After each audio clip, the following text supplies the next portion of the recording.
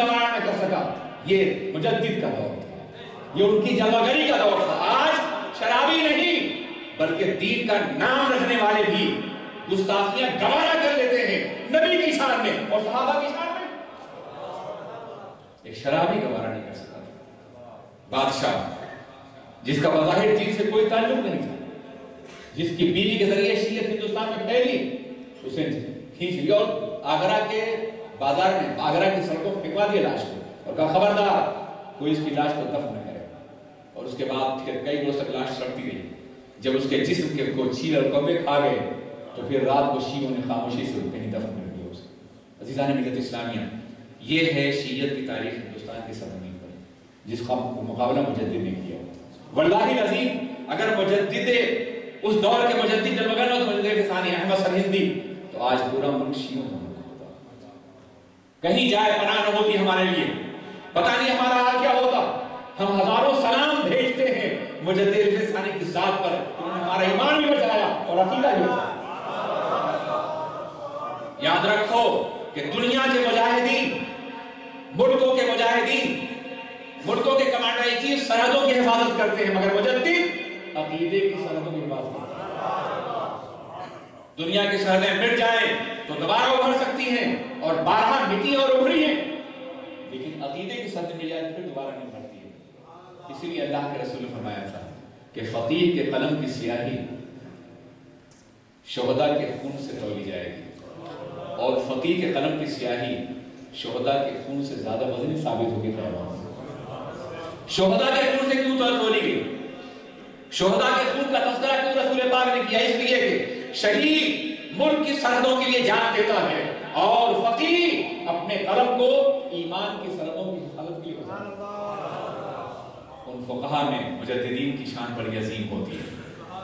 فقیر وہ ہوتا ہے جو اپنے دور کے مطابق فقہ کو دنیا کے سامنے پیش کرتا ہے, اور مجدد وہ ہوتا ہے جو ان فتنوں کا مقابلہ استحصال کرتا ہے, مقابلہ کرتا ہے اپنی فقہ کی بنیاد پر, تفقہ دین کی بنیاد پر جو اللہ نے اسے عطا فرمائی. مجدد ثانی کا یہ شیعت روافض سے مقابلہ ایک مقابلہ ہے, لیکن وہاں ایک ہی فتنہ نہیں تھا بلکہ ہزاروں فتنے تھے.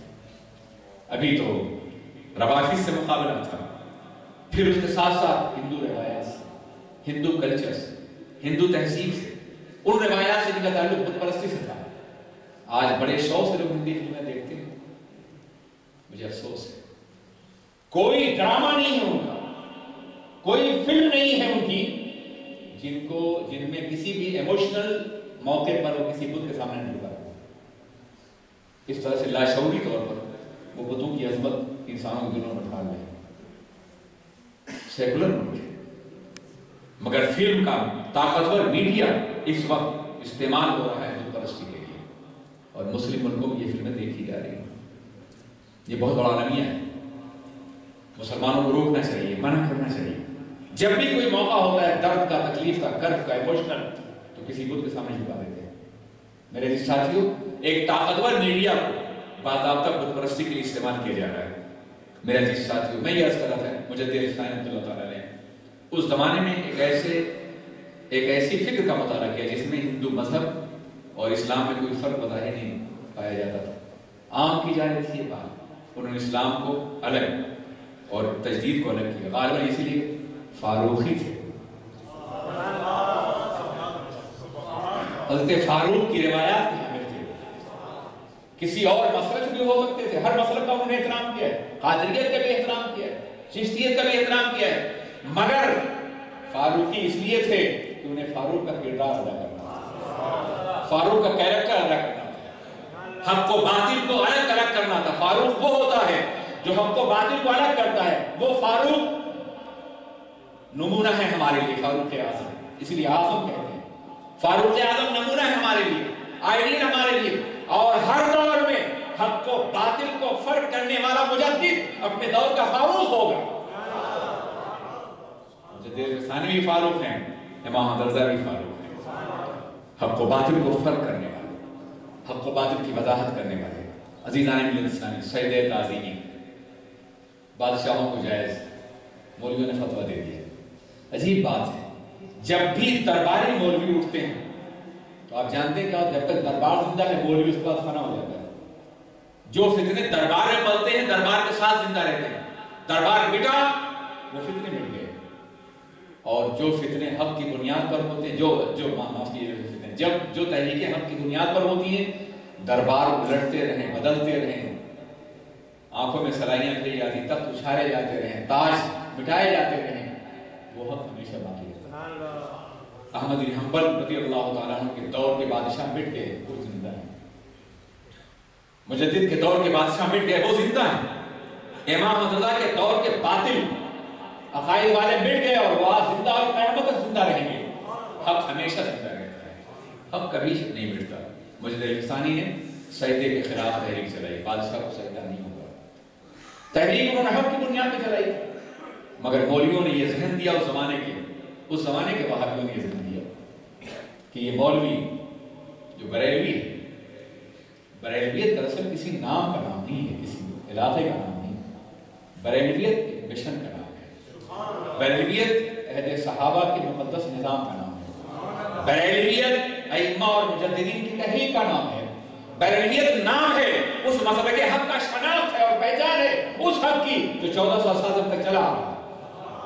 مجدد الفسانی رحمۃ اللہ تعالیٰ نے بھی اپنے دور میں جو تحریک چلا رہے تھے وہی تحریک جو بریلی بھی چلائی گئی اور آج پوری دنیا میں پھیل رہی ہے, انشاءاللہ قیامت تک غالب ہو کے پھیلتی رہے گی. مجدد نے انکار فرمایا, کہا گیا نہیں یہ بادشاہ کی مخالفت کر رہے ہیں, احترام نہیں کرتی, یہ بغاوت کر رہے ہیں. باغی ہونے کی بنیاد پہ قید میں ڈال دیا گیا انہیں, طویل قید میں. اور اس زمانے قید کتنی سخت رہی ہوگی, مگر صبر و شکر کا وہ عظیم پیکر, عظیم جبل شامل قید خانے سے مکاتب ملتا رہا. مکتوبات مجدد الفسانی آج بھی چھپی ہوئی ملتی ہیں, اب تو اردو میں ترجمہ ہو چکا ہے. پڑھیے اس کے آپ اپنے شاگردوں کو, اپنے متعلقین کو, اپنے متاثرین کو. وہاں سے تبلیغ جاری نہیں, قید خانے سے باضابطہ مکاتب لکھے جاتے رہے, تحریک کو آگے بڑھایا جاتا رہا, دلوں کی تصدیق کی جاتی رہی, ذہنوں کو بدلتا جاتا رہا, طبیعتوں کی پاکیزگی کا نظام قائم کیا جاتا رہا, حق کی وضاحت کی جاتی رہی. قید کی مشقتیں بھی تھیں, چکی بھی پیسی جاتی تھی, درگے برداشت کیے جاتے تھے, مگر کلمہ حق تحریروں کے ذریعے سے لوگوں تک پہنچتا رہی. ہزاروں مکاتب جو آج ہمارے سامنے موجود ہیں یہ بیشتر قید خانے کی زندگی میں لکھے گئے. ایک وقت ایسا آیا کہ وزیر اعظم مخالف ہو گیا اکبر جہانگیر کا, کمانڈر ان چیف مخالف ہو گیا سالار, اور یہ دونوں قید خانے میں مجدد پاک کے پاس آئے اور کہا حضور اگر آپ فرمائیں تو ہم جہانگیر کا سر اتار کے آپ کے قدموں میں ڈال دوں, اس کا تاج آپ کے سر پہ. فرمایا نہیں, میرا کام تجدید کا ہے, میرا کام اقتدار حاصل کرنا ہے. میں اس لیے نہیں پیدا کیا گیا ہوں کہ مجھے کرسی بٹھا لو, مجھے تخت نہیں چاہیے, میں بوریا نشین ہوں, نبی کی بارگاہ کا فقیر ہوں میں, مجھے یہ فکر بوریا نشینی ہزاروں تاج و تخت سے بہتر ہے. اس لیے میں یہ نہیں چاہتا, میں یہ چاہتا ہوں کہ بادشاہ کی اصلاح ہو جائے.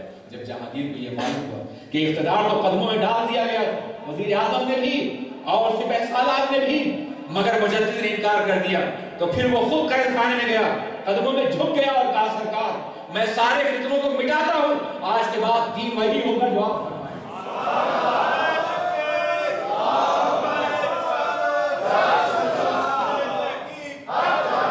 جھک گئے اقتدار مجدد کے قدموں میں.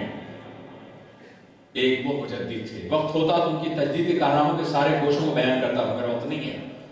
میں عرض کرنا چاہتا ہوں تجدید کی جن روایات کو انہوں نے دنیا کے سامنے زندہ فرمایا تھا, ان روایات کے ساتھ ساتھ بہت سے مزید فتنے تھے جو امام احمد رضا فاضل بریلوی ہوئے. ان کے تجدیدی کارنامے کی پہلوداریت جو ہے وہ بڑی عجیب سی ہے. عجیب معاملہ ہے واللہ العظیم کہ ایک گوشہ نہیں ہے ان کی تجدید کا, ہزاروں گوشے ہیں. مجدد کے زمانے میں وہابیت نہیں تھی, ان کے زمانے میں وہابیت نہیں تھی. مجدد کے زمانے میں سلفیت کا تصور نہیں تھا, ان کے زمانے میں تھا. مجدد کے زمانے میں یعنی الفسانی کے زمانے میں آپ اندازہ فرمائیں کہ عدم تخلیق کوئی تصور نہیں تھا, ان کے زمانے میں تھا. مجدد الفسانی کے دور میں گستاخی رسول کا کوئی تصور, گستاخ صحابہ تھے مگر گستاخ رسول نہیں تھے. ان کے زمانے میں صحابہ سے آگے بڑھ کے نبی گستاخ پیدا ہو گئے. مجدد کے زمانے میں ایک شرابی گستاخ صحابہ کی زبان کھینچ سکتا تھا, مگر ان کے زمانے میں جو پودستار کے مالک رسول کی شان گستاخی کر رہے تھے. آپ اندازہ فرمائیں کس قدر بڑھ چکا تھا, کتنا عظیم کارنامہ تجدید امام رضا کو دینا تھا. میں پاکستان کی روایت بیان کروں